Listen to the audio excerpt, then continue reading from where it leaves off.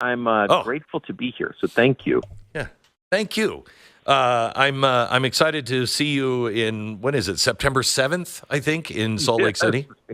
So it's so funny. We're doing this tour, and I'm thinking, like, okay, I would love to bring people on. I know all these smart people, but there aren't many people who can perform in front of a live audience. It's a very different kind of person. Anyway, you were literally the first person I thought, oh man, it's going to be fun. Doing it. It's really nice of you. No, I appreciate the invite. It's going to be fun. It's going to be in Salt Lake City, the Delta Center. You know how many seats that has? I have no idea. Tucker? I'm so overwhelmed by it, I haven't looked. Yeah. It's big. It's big. Delta Center, September 7th. You can get the tickets at tuckercarlson.com, tuckercarlson.com. So, Tucker, I haven't talked to you in a couple of weeks or a few weeks, and I would love your overall take on the insanity that we have seen from the attempted assassination to today. What are your thoughts? I mean, what the hell is happening? Actually, it really is like a car crash. Anyone who's been in a car crash or any kind of unexpected traumatic event knows it takes months to sort of reconstruct what happened. That's how I feel about what we've seen in the past 6 weeks, from the debate where it was just obvious 4 minutes in that everything we suspected about Biden was true, that he could not continue, that he couldn't run the country, that he hadn't been running the country, and that he would be taken off the ticket. That was just immediately obvious to me. Then watching the coordinated media response to that, where you realize, well, wait a second, Dana Bash was in on this. All her colleagues at CNN, MSNBC, they had their marching orders, they put them into effect. And then you thought, well, wait, everything is fake. And I think a lot of people had begun to suspect that over the last few years, when it became clear, say, the CIA was playing a meaningful role in our domestic elections. No one really thought, I'll speak for myself. I didn't really think that could be happening. And I thought maybe only wackos thought it could happen, but then it turned out to be confirmed. But when that debate happened and the media acting as one, as they always do, basically kicked Joe Biden off the ticket in the first 6 minutes after the debate, you realized, wait a second, there's a whole level of control, of governance that is immune from voters. We have no role in this at all. Voting just plays no role in this. We're not privy to the plan. And my gosh, at the very deepest level, there is a conspiracy, maybe unarticulated, maybe a conspiracy of like-minded temperament or instinct or whatever, but it's definitely coordinated to disempower the rest of us on behalf of the people already in charge. And then everything that happened since then confirmed it. Trump, the Biden administration allows Trump to get shot, whether intentionally or not. It's kind of irrelevant. They allowed it. Having spent, an awful lot of time at events with Secret Service, I know you have as well, over 30 years, that what they allowed to happen that day, they allowed that. So, and then you realize the Secret Service is corrupt. So if you have a country where the Secret Service, the presidential bodyguard, the Praetorian Guard of the president, is corrupt as a political instrument, and it joins the CIA and FBI and the entire DOJ and ATF and, every three-letter agency, they're all working on behalf of a political party or the ruling cabal that controls that political party.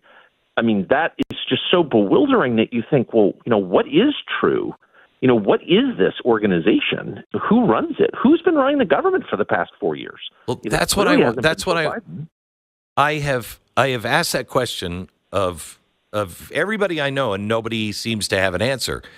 If you look at what's happening over in Europe with their illegal problem or their refugees, and how the governments over there are responding to the people, and you see it's exactly the same problems, it's exactly the same laws, the same responses, the same media response, and then you know that Joe Biden is incapable.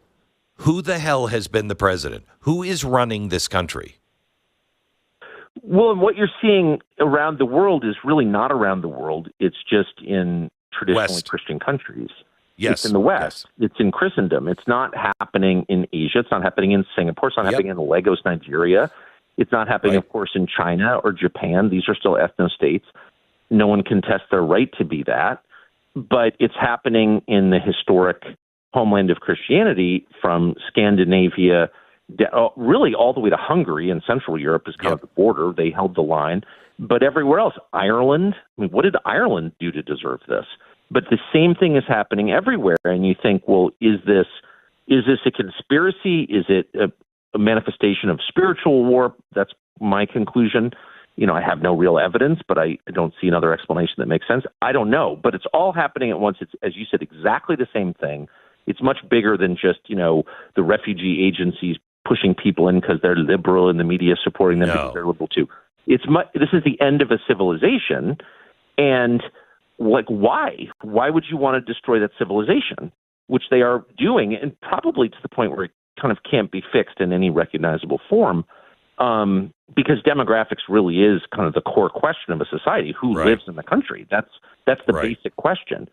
And I don't know. I guess this is a very long answer to a short question, but I just would sum it up by saying it's so big, it's so bewildering, it's so distressing that it's kind of shut my brain down. And I'm only now trying to figure out, what do you do? How do you respond to this? What does it mean? I don't want to. Yeah.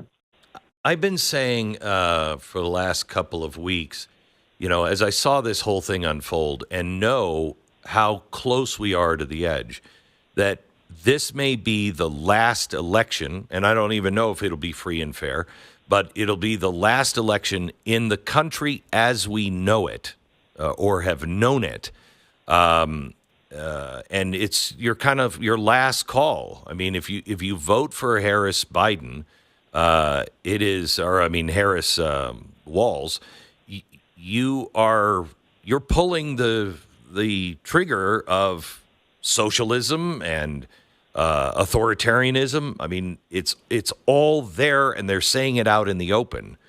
And I'm hearing from 20-somethings that are saying, "Oh, you guys always say that it's going to be, the most important election of your life, and it's not that bad." How bad is it, Tucker? Well, I think I don't think it's political, for one thing. So I don't think it's even worth thinking in terms of the election or whatever. It's like the changes coming to the United States are in progress in the United States and in Western Europe, again, all the way to the Hungarian border, sort of Austria west, but also New Zealand, also Australia, also Canada, the Anglosphere, the European world. The changes are so big and so profound and permanent that I don't really know anybody who fully understands what's going on. And I spend my entire life trying to find people who do and talk to them. So, I don't know, but I think we should all be thinking in much, much bigger terms than we are. I mean, I don't think the 2020 election was free and fair. Of course, it wasn't. You can't have a democracy with censorship by definition.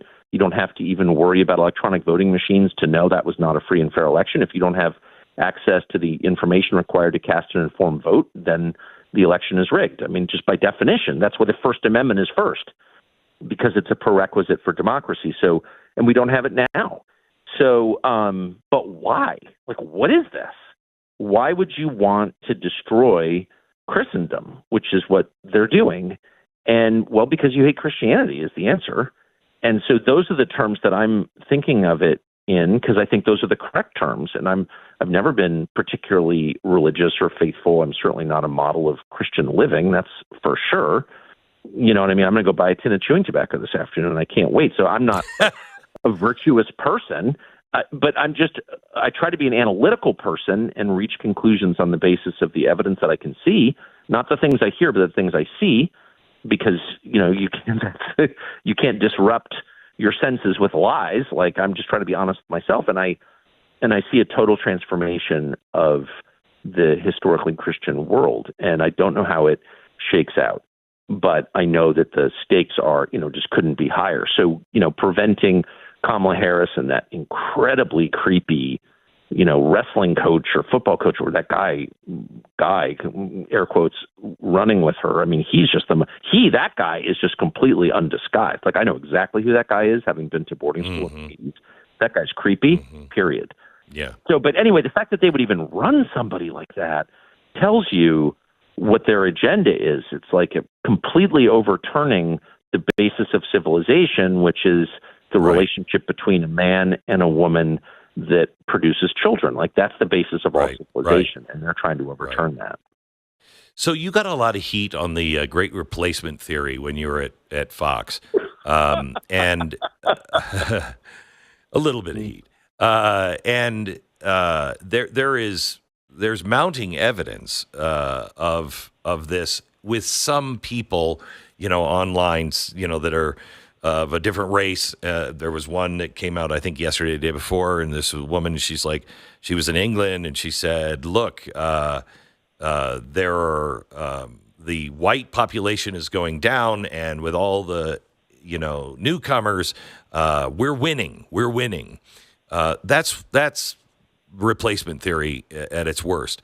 However, there is a great replacement that is going on all throughout the Western world, and that is the Christianity replacement with Islam. If you see what is happening in every country in the Middle East, and Dearborn, which nobody pays attention to here, and Minnesota, you see that there is a replacement of our culture and our faith. And it's a little terrifying when you see the numbers, just the sheer numbers in Europe. Europe is over. Well, it's absolutely over. And the thing I find hilarious, the reason I laughed, is to call something that's demonstrably true, like gravity, a theory, is itself like deceptive. So it's not a theory, it's a math question. So and by the way, it's not racial, it's not even religious, in my opinion. It's just a math question. You have the people who lived in the United States in, say, the year 2000, before everything changed with 9/11. And those people and their descendants, at what rate are they reproducing? And then, below replacement rate. But the country is growing really fast because new people are being imported. So by definition, again, as a math equation, the people who lived here in 2000, which was not that long ago, are being replaced by immigrants. And it's not just whites, it's native-born blacks, actually. Yeah. So you always hear the country's getting less white. Well, black people, African Americans, as we call them, have lived in this country longer than, Italians or Irish. They hundreds of years their families have been here. They're Native American. They're native-born Americans. And they're being replaced too. And their political power is evaporating, which no one ever says, but it's true. And, they don't vote the same way I do by and large, but I think that people whose families have been here for hundreds of years, have some claim on the country, actually. I think that. Call me crazy. And so they are being replaced flat out. And anyone who says they're not being replaced or says it's racist or bigoted or anti-Semitic to say that's what? It has nothing to do with any of that. It's just a fact. And why are you doing this to us? Actually, nobody likes it. But why? Why is this happening? And so, they huff and puff or whatever, but they've also written a bunch of books on how great it is. I mean, if you're sending a vasectomy machine to the DNC, that's crazy. What is that about? You know what I mean?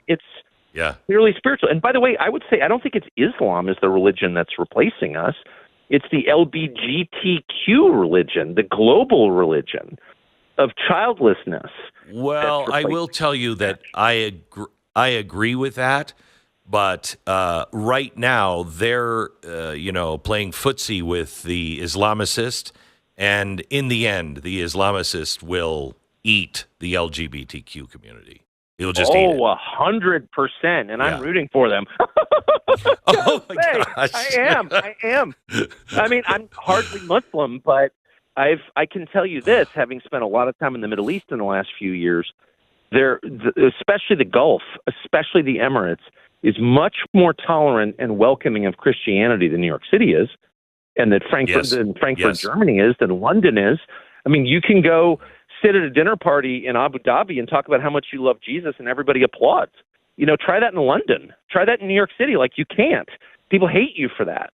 So, look, I don't know exactly what that means. I don't really know what anything means, but I've experienced that, and I think the real threat to, any religion that tells you it's bad to have children, or children don't matter, or human life doesn't matter, yes, is evil, is demonic. Yeah, I agree. And that's the LGBTQ religion, or this weird global climate religion. I mean, you know what I'm saying? Yeah. Like, that's a I religion, do. and it's scary. I do.